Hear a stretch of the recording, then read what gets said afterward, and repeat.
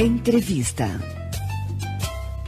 Imigrantes italianos em Minas Gerais. Na noite desta quarta-feira, dia 11, o professor Domingos Giroletti ministrou palestra em Andradas abordando o tema Participação dos imigrantes italianos no desenvolvimento de Minas Gerais. A palestra foi a última das 3 referentes ao minicurso ministrado pelos integrantes da Comissão Científica do 9º Seminário da Imigração Italiana em Minas Gerais. Como nas 2 primeiras vezes, o evento aconteceu na sede do CREA, em Andradas, e contou com a presença de um público bastante interessado. O professor Domingos possui doutorado em Antropologia Social pelo Museu Nacional da Universidade Federal do Rio de Janeiro e mestrado em Ciência Política pela Universidade Federal de Minas, além de ser pós-doutor em Relações Internacionais pela Escola de Economia e de Ciências Políticas da Inglaterra. Para falar sobre o evento de ontem, Dr. Domingos está nos estúdios do Jornal da Cidade. Bom dia, doutor.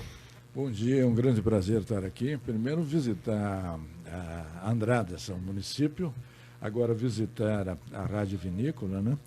E poder exatamente me comunicar com os habitantes dessa cidade, que essa cidade é muito bem representativa da contribuição que os italianos deram no desenvolvimento de Minas Gerais. Né? Inclusive o nome da nossa emissora aqui, Rádio Vinícola. Rádio Vinícola. Quem que introduziu tanto a produção da uva quanto no Rio Grande do Sul foram os italianos. E aqui me falaram ontem que foi um português que trouxe as mudas, mas na verdade quem desenvolveu a cultura da uva e a cultura do vinho foram exatamente os italianos. Essa é uma excelente contribuição nova, inovadora, para um país chamado Brasil. Né? Exato. Agora, doutor, o senhor ontem ministrou a palestra ali, as pessoas, como nós dissemos aqui, um público bastante interessado, não é? Muito interessado, um público muito bem informado, e eu percebi isso exatamente pelo nível das questões que me foram formuladas depois da minha palestra. Né? Então é um prazer falar com pessoas assim, porque, digamos, um dos objetivos desse seminário, desse encontro, é um objetivo científico, né? Você desenvolver a pesquisa nessa área, formar novos pesquisadores interessados no tema e também rever a cultura italiana e a contribuição, o impacto da imigração italiana aqui em Minas Gerais, que é exatamente o objeto da minha pesquisa e da minha palestra. Quando eu estou falando dos italianos, eu, na verdade, não estou excluindo a contribuição das outras etnias, dos índios, dos negros, dos portugueses e dos demais imigrantes que vieram exatamente para essa terra para formar um novo país, um novo Estado, e que nós apostamos muito neles, porque é aqui que nós vivemos e tivemos o privilégio de nascer e viver. Exatamente, uma coisa não exclui a outra, todos Sim. os povos têm o seu papel, claro. Né? É porque, em geral, às vezes, quem acha que está falando da imigração italiana esteja excluindo os outros trabalhadores, os outros empresários de outras etnias. Não, na verdade, esse é um segmento de pesquisa histórica e cultural que é da maior importância exatamente para resgate histórico dessa tradição e dessa herança. Agora, doutor, qual é o papel, então, do imigrante italiano em Minas Gerais? O que... Eu fiz num trabalho que eu fiz, eu peguei o primeiro período da imigração, que vai até 1930, que é um período extremamente importante da transição do Brasil imperial para o Brasil republicano. E é a transição do trabalho escravo para o livre, lembrando ao telespectador da libertação em 88. E aí, com a libertação, a escravidão é um mecanismo que nega a subjetividade da pessoa, do homem e da mulher. Mas a escravidão tirava a liberdade e o prendia à unidade produtiva, a senzala, né? Eles eram trancados de noite para não fugirem e obrigados a trabalhar. A libertação dos escravos deu liberdade geográfica, não deu liberdade econômica. Não houve crescimento econômico, não houve mobilidade social. Porque num país como o Brasil, com tanta terra, não se fez uma reforma agrária para dar ao ex-escravo uma oportunidade para crescer e inserir-se no mercado de trabalho. Nos Estados Unidos, que também libertaram seus escravos, eles deram exatamente uma gleba de terra para que o africano pudesse reorganizar a sua vida. É de chorar, né, doutor? É de chorar. Não é por falta de terra, que era o que nós mais tínhamos aqui, né? Podia ter dado a terrinha para cada um. Chega o imigrante italiano, que é trazido de lá, sobretudo pela elite brasileira à época, produtora de café, que queria continuar a produção de café que iniciou aqui pelo trabalho escravo. E aí, para onde que eles quiseram dirigir esses imigrantes? Era exatamente para a cafeicultura. Então, pelos dados históricos que você tem, aí 80% dos imigrantes foram para o café.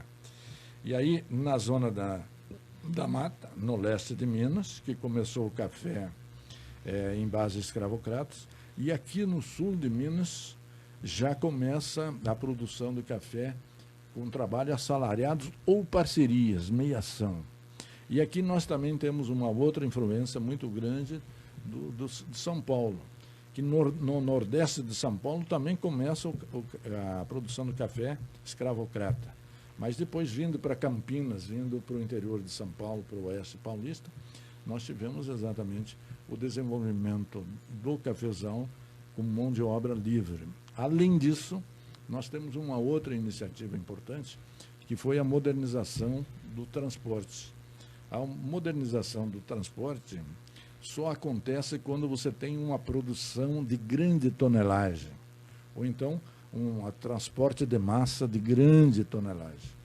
O que deu o transporte de massa aqui de grande tonelagem foram o café e depois a mineração e siderurgia. E exatamente, se nós lembrarmos que a ferrovia foi criada na Inglaterra, era exatamente para transportar as colheitas, o carvão, o ferro e o aço que eles produziam lá. E depois a produção industrial que foi feita lá.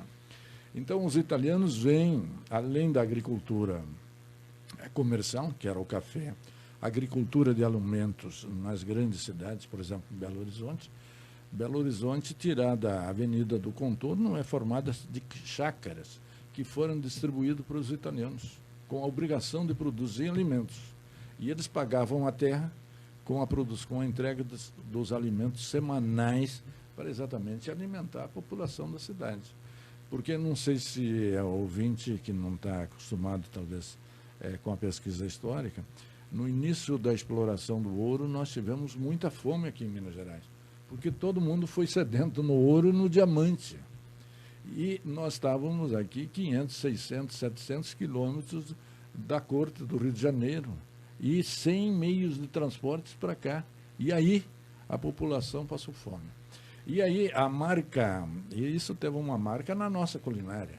Por que a comida mineira dá mais ênfase ao frango ao molho pardo? Já estamos no meu dia aí, né? E a carne de porco, porque são pequenas produções que dá com uma rapidez muito grande. E, veja, a tradição da colonização, da ocupação, é uma marca que está na culinária e que nós todos adoramos. Né? Entendi.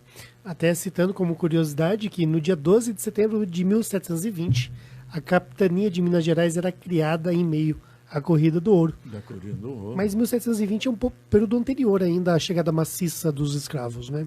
Não, na verdade, os primeiros escravos chegam aqui mais ou menos a partir de 1550.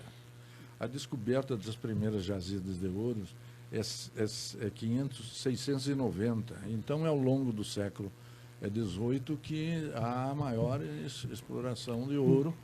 E aí, com a decadência do ouro, o que vai? É a agricultura que vai reorganizar as economias de Minas Gerais, sobretudo a produção do café. E aí surge o ouro negro, né? O café. Ouro negro.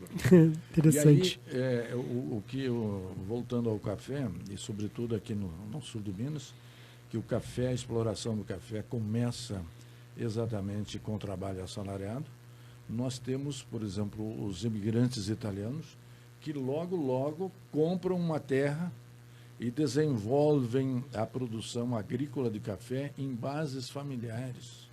Eu mesmo agora visitei uma vinícola cujos antepassados chegaram aqui em 1910, a vinícola Stella Valentino, que produz um vinho de qualidade e que é exatamente, indica, quer dizer, a diversificação. Primeiro, nós formamos aqui uma classe média, porque o que nós tínhamos até a proclamação da República e até a libertação?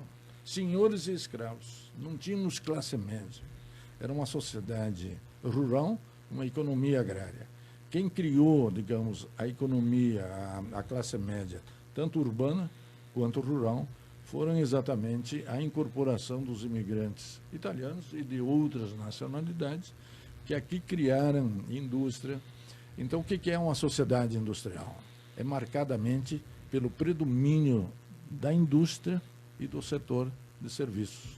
E também promoveram o quê? A urbanização de Minas Gerais. Quer dizer, então, nós temos uma primeira urbanização que é produzida pela mineração do ouro e do diamante. Diamantina, Ouro Preto, Mariana, São João del Rei, etc.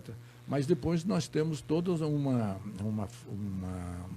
um desenvolvimento da urbanização com grande participação dos imigrantes italianos e de outros trabalhadores. O exemplo mais claro disso é Belo Horizonte, que começou em 93 e foi inaugurado em 97, que é a grande capital dos mineiros hoje e que ainda tenta fazer esse trabalho de integração das diversas regiões mineiras. Interessante. Doutor, insistindo ainda um pouquinho mais nessa questão de distribuição de terras, de agricultura familiar e das vinícolas, não é? Locais, Andradas, creio eu, que não seria exagero dizer que por aqui houve uma reforma agrária natural a partir da chegada e do crescimento das famílias italianas. Foram ali se subdividindo, de modo que Andradas não tem grandes latifúndios e 99% das... 99% talvez seja exagero, mas mais de 90% das propriedades nossas estão com famílias locais, nas mesmas famílias nas últimas décadas. Essas propriedades permanecem. Perfeito. O que nós precisamos aqui, talvez pontuar, que a colonização não foi uma reforma agrária. Porque a reforma agrária você teria que distribuir a terra já distribuída. Então, eu vou começar pelo Rio Grande do Sul, porque primeiro nós tivemos a ocupação da campanha gaúcha. Na verdade, a colonização se fez em cima da terra devoluta, que era de quem? Dos índios. Tá? A disputa que nós tivemos hoje na Amazônia em cima de terra devoluta, porque não tem a demarcação das terras indígenas, são terras do Estado. E nós tivemos aqui em 1850 duas leis que foram fundamentais. Primeiro foi a extinção do tráfico negreiro, mas aí a elite ia ficar sem mão de obra para tocar a propriedade. Lembre-se que Minas, na época da libertação, tinha o maior contingente de escravos do país. E 95% da economia dependia do trabalho escravo. E aí, em 1850, tem o fim do tráfico, mas se aprova o quê? A Lei de Terras. E a Lei de Terras reconheceu toda a terra distribuída por sesmarias. Só que o imigrante que aqui chegou, dificilmente do que se prega hoje para a reforma agrária, teve que pagar pela terra que ele recebeu. E terra que ele pagava com produto, como eu citei há pouco, Belo Horizonte, e outros eles compraram terra. E aí o governo federal quis criar a pequena produção e na média de 25 a 50 hectares. E isso foi exatamente limitado. E isso também atendia, digamos, às necessidades dos imigrantes italianos, que todo mundo tem o sonho de ser pequeno proprietário, como hoje nós temos o sonho de ser dono da casa própria. tá? Porque isso é uma garantia de sobrevivência no presente e exatamente no futuro. Então, nós criamos aqui, a colonização foi um outro modelo agrícola comparado ao latifúndio. E a pequena colonização é a agricultura familiar que se desenvolve exatamente com os imigrantes, tanto com os italianos, os alemães, os poloneses, os russos, os espanhóis, de várias outras nacionalidades, né? E hoje, se você quiser a análise da agricultura brasileira, nós temos 2 segmentos muito bem formados. Nós temos a grande e média propriedade, que já se modernizou e que é responsável pela exportação. Quem está segurando as finanças no Brasil é o agronegócio. E qual é o papel desempenhado exatamente pela pequena produção? É a produção de alimentos. É a produção diversificada. É o pé de alface que a gente come. O pé de alface, de vinho, digamos, as frutas que a gente come. Olha aqui, a proteína do frango, a proteína do porco.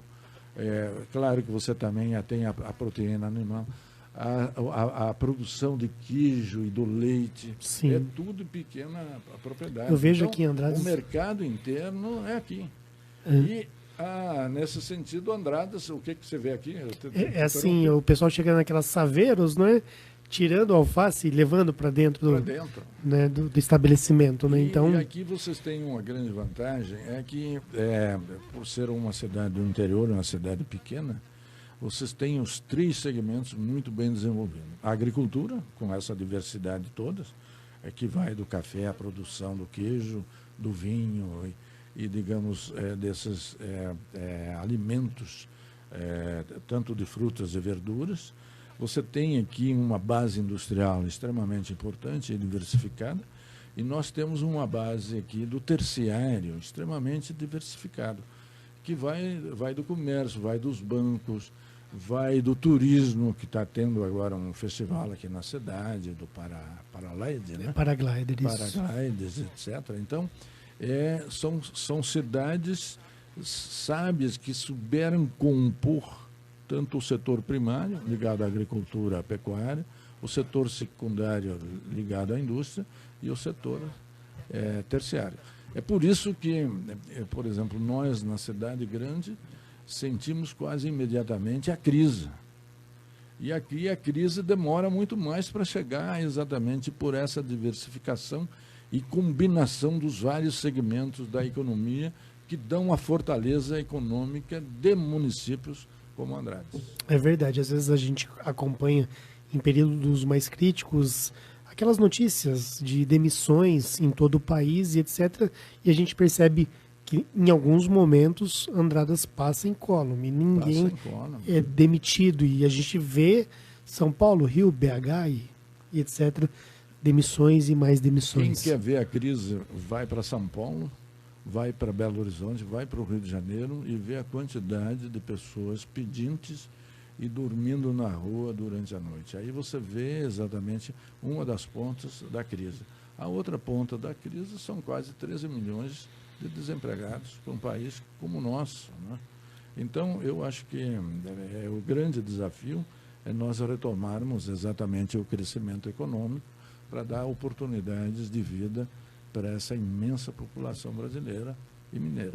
Doutor Domingos, eu vou pedir licença para o senhor um minutinho. Ontem, durante o evento, eu conversei com o senhor Benedito Casarotto, ele é o presidente do Círculo Italiano aqui de Andradas, e ele falou um pouquinho sobre esse mini curso, né, que ontem estava na 3ª edição, foram 3 quartas-feiras seguidas, falou um pouquinho da presença do senhor também aqui, a nossa cidade, e já adiantou um pouco a situação do 9º seminário da imigração italiana que acontece a partir do dia 20. Ele fala, não começa em Andradas no dia 21 não, começa no dia 20 em Ouro Fino, vai estar o cônsul italiano lá. O senhor Benedito falou um pouco sobre isso, vamos ouvi-lo. Francisco. Os dois primeiros palestras eu particularmente achei bastante interessante. O Rovaron, ele deu uma visão diferente do que se aprende na escola, né? Porque falar sobre imigração na escola, parece que eles não abrem mesmo as coisas reais, né? Tem um pouco de receio, não sei, talvez do entendimento da criança, de falar o que realmente aconteceu. Cruelmente. E ele abriu essa percepção das pessoas, o porquê da imigração, das influências políticas da imigração. Gostei demais as duas primeiras palestras, foi bem edificante, né? E o Giroletti, então, é um especialista em imigração em Minas Gerais, professor universitário da UFMG, né? É um cara super capacitado e com certeza vai ter muita coisa boa para falar para a gente também. Agora, seu Dito, pode-se dizer que estamos em um novo tempo aqui em Andradas no que se refere ao resgate das nossas tradições, porque por algumas décadas pode-se dizer que ficou meio dormente essa questão. Então, acho que a mudança cultural é uma das coisas mais difíceis de se fazer, né? Elas não acontecem do dia para a noite, né? São processos longos. E Andradas está nesse processo de mudança um pouco, né? De resgate da cultura. Por enquanto, mais a cultura italiana, porque existe uma entidade que dá esse suporte. Mas eu acho que isso também vai influenciar para se estudar um pouco também as outras origens, as outras histórias da cidade, não ligadas à imigração. Então, acho que o Círculo está fazendo um papel importante aí em dar esse pontapé inicial. E evoluiu bastante, né? O respeito com que o sul de Minas tem sido visto lá em BH a respeito disso tá muito bom. Esse seminário é uma coisa que nem se pensava há alguns anos trazer um seminário desse porte, dessa envergadura aqui para o sul de Minas. Tudo isso é sinal que aqui está se trabalhando muito nesse sentido, né, de resgate da cultura. Agora a programação continua, dia 20, 21, tem a Semana do Turista, tudo emendado e a expectativa também é mais do que positiva. Então, começa agora. Eu sempre lembro que esse seminário, nós chamamos da Itália no sul de Minas, envolve várias nações. A primeira delas é na quinta-feira lá em Ouro Fino, que está sendo feito passaportes italianos, tá? Quinta e sexta lá em Ouro Fino e o cônsul fica quinta no Ouro Fino e sexta de manhã ele já está aqui. O primeiro evento é um evento direcionado aos vitivinicultores. E hoje eu estava vendo ainda as inscrições para esse evento e bastante interessante é que nós estamos conseguindo reunir muitos vitivinicultores da região, não só os de Andradas, né? Os de Andradas, esperamos que todos estejam presentes, mas nós estamos trazendo 10, 15 vitivinicultores das outras regiões. Então vai ser um evento bem interessante, eu acho, principalmente para a cadeia do vinho, né? Quem planta, ou quem fabrica, né? Então essa sexta-feira é o primeiro dia. Depois tem homenagem para os italianos mais antigos à noite. No sábado, o dia todo seminário, né? No domingo, complemento do seminário ainda com 2 palestras super interessantes sobre agriturismo. Um professor renomado da Itália está vindo para fazer essas palestras. Nós estamos fazendo também uma programação para que esse professor não chegue, dê palestra e vá embora, não. Na quinta-feira nós já vamos mostrar a cidade para ele, mostrar as potencialidades, né? Até para ele ter subsídio para falar no domingo. Depois, segunda e terça, nós vamos reforçar isso e na quarta-feira nós vamos tentar já tirar um projeto elaborado com a ajuda dele para incentivar o agriturismo na cidade. Então, tudo que nós estamos fazendo é pensando um pouco a longo prazo, não é para fazer um seminário e acabou o seminário, esquecer dele e não colher frutos nenhum, além dos culturais, que a gente tem certeza que vai colher, mas nós também queremos colher frutos econômicos, né? Nós queremos resultados bons para a cidade também na área econômica. Está tudo direcionando para isso e acredito que vai dar certo. Bom, só lembrando, não é, que é a 9ª edição do Seminário da Imigração Italiana em Minas Gerais, não é, como foi aí explanada pelo senhor Benedito Casarotto, que é o presidente do Círculo Italiano de Andradas, será realizada em Andradas, não é, realçando, nos dias 20, 21 e 22 de setembro de 2019, realçando que Ouro Fino é a primeira etapa desse projeto. Quem quiser tirar ali o passaporte, não é, já tem que correr atrás e poder aí ter direito a tirar o passaporte nessa ocasião. É a primeira vez que o seminário é realizado no sul de Minas, né, por meio da Lei Federal de Incentivo à Cultura, parceria com diversas entidades, como Ponte Entre Culturas, o Círculo Italiano de Andradas, aqui já citado, a Prefeitura Municipal de Andradas e também o Consulado da Itália em Belo Horizonte. O apoio da Câmara de Andradas e também de toda a imprensa local, inclusive a Rádio Vinícola. Doutor Domingos, o seu Benedito ele falou do Carlos Rovaron, o senhor teve a oportunidade de conhecer ele ontem e está fazendo um trabalho muito bonito aqui em Andradas. Pois é, esse é um trabalho extremamente importante, que é um trabalho que é outra contribuição, outro impacto dos imigrantes, que foi, além da formação, da diversificação da economia, na área industrial, agrícola, e eles trouxeram para cá também novas organizações. Por exemplo, as cooperativas, o trabalho de desenvolvimento das cooperativas é muito grande. As comunidades, associações de ajuda mútua, antes que nós tivéssemos a aposentadoria e a Seguridade Social, era exatamente para proteger viúvas, órfãs, né, que precisavam da necessidade. E essa foi uma contribuição extremamente importante que os italianos deram aqui na formação de partidos políticos, na formação de sindicatos. E hoje, esses círculos, eles têm recuperado, digamos, uma outra parte que se perdeu um pouco, que era a parte exatamente cultural, que era, digamos, retomar a literatura italiana, retomar o conhecimento da língua italiana. E uma coisa que eu sempre achei, inclusive acho ainda falta, é a falta de cooperação entre as universidades italianas com os descendentes de italianos aqui no Brasil, porque nós poderíamos ter muitas pessoas fazendo mestrado e doutorado na Itália, que os nossos professores e alunos têm preferido ir para a Alemanha, para os Estados Unidos, para a Inglaterra, mesmo para a França mais antigamente, e essa falta de colaboração entre, quer dizer, uma política um pouco mais agressiva, mais afirmativa ou proativa entre o governo italiano e o governo brasileiro, de nós aproveitarmos exatamente a estrutura das universidades italianas para a qualificação dos brasileiros, ou descendentes de italianos ou de qualquer outra etnia. Então, a organização de círculos tem significado um cultural extremamente importante para retomar a língua e retomar a cultura, a literatura italiana e também, digamos, no campo das artes, né? O que a Itália significa em termos das artes é extremamente importante. Então, são iniciativas da maior relevância para o desenvolvimento intelectual e também por essa reaproximação com a Itália. Porque, na verdade, muita gente se interessa em retomar o passaporte italiano para ir para lá, para trabalhar. Ser europeu. Mas veja o seguinte, lá também a economia italiana está em crise, não está muito em crescimento. Mas nós podemos aproveitar esse passaporte para exatamente qualificar os nossos técnicos na Itália, em termos de mestrado e doutorado, ou ao outro nível da graduação, que será sempre fundamental para o nosso desenvolvimento aqui.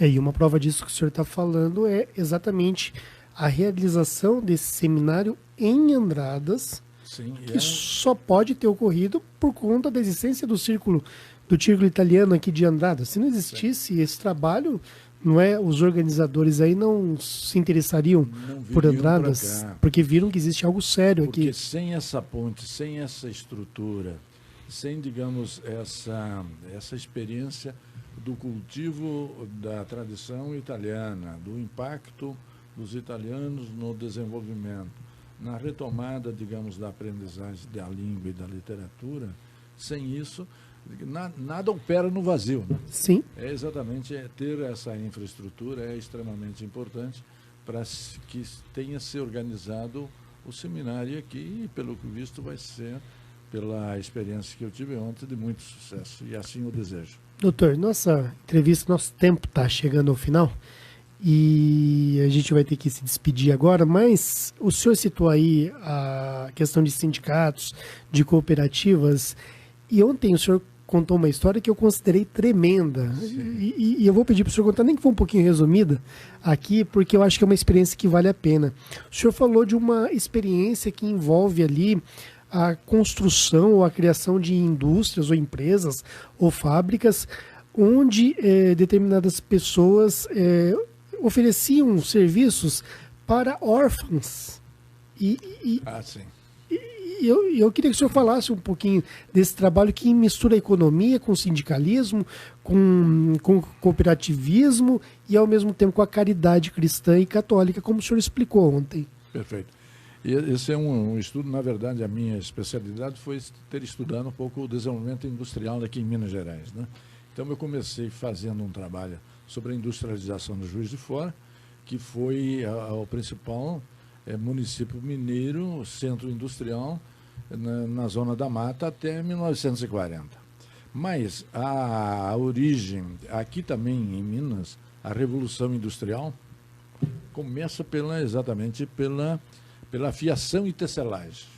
E as primeiras indústrias que foram criadas em Sete Lagoas, hoje que é Caetanópolis, Paraupeba, já a caminho do sertão, como diria o nosso querido Guimarães Rosa. Bom, e aí, aonde que se localizaram as primeiras fábricas? Elas foram localizadas no campo, no ermo, nas propriedades agrícolas, para aproveitar a energia hidráulica.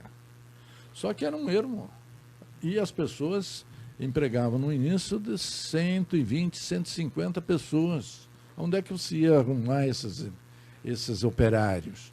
Então, além de criar as fábricas, todo o investimento fabril, digamos, da infraestrutura, dos equipamentos importados do exterior, tanto da Inglaterra, dos Estados Unidos, eles se preocuparam em criar as vilas operárias. As vilas operárias que deram exatamente o quê? Hospedaram os operários que se dedicaram às fábricas. Mas como mesmo, digamos, fornecendo operário, não tinha operários suficientes. Aí o que eles criaram? A outra iniciativa, criaram o chamado convento, que era uma instituição laica, mas com nome religioso, para dar aquela mística de santidade. E aí o que eles fizeram? Recrutaram órfãs, moças solteiras e viúvas que viviam comunitariamente nesses conventos para trabalhar diretamente para a fábrica. Você deu a elas oportunidades para que elas tivessem um reinício de vida, e isso é um trabalho social da melhor qualidade, e, ao mesmo tempo, servia às próprias indústrias, porque a reprodução dessa mão de obra não precisava salários tão elevados. Tá? Então, isso é bom lembrarmos isso, porque a gente acha hoje que a industrialização é uma tarefa fácil. Assim, não foi no passado, não tem sido agora, e, sobretudo, não tem sido agora porque nós estamos vivendo a quarta revolução industrial. Nós precisamos que o povo, as escolas, as universidades estejam preparadas para a quarta revolução industrial. Nós temos que estar preparados para o caminhão sem motorista, o carro sem motorista, o avião sem motorista. Isso significa perda de emprego, perda de trabalho, uma reestruturação profunda do nosso mercado de trabalho e do nosso sistema produtivo. E isso pode gerar mais desemprego, até fome e miséria. Eu acho que o grande desafio, já tinha mencionado que era retomar o crescimento econômico.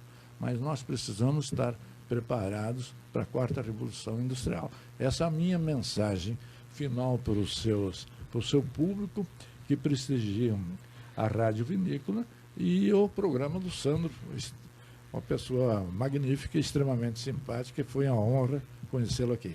Igualmente, doutor, e espero que, de repente, a solução para esta quarta revolução seja acabar onde começamos, né? O homem lá no campo, com o seu pedacinho de terra, porque eu acho que é para isso que nós fomos criados por Deus, viu, doutor? Eu acredito muito que houve aí um equívoco da humanidade em querer se modernizar demais, em industrializar demais.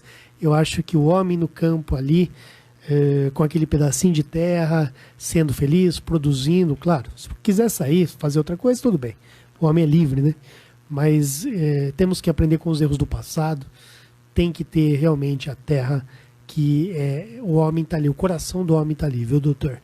E a gente não vai perder mais contato a partir de hoje. Se Deus quiser, tudo de bom para o senhor. Ok, muito obrigado. Foi um prazer estar aqui.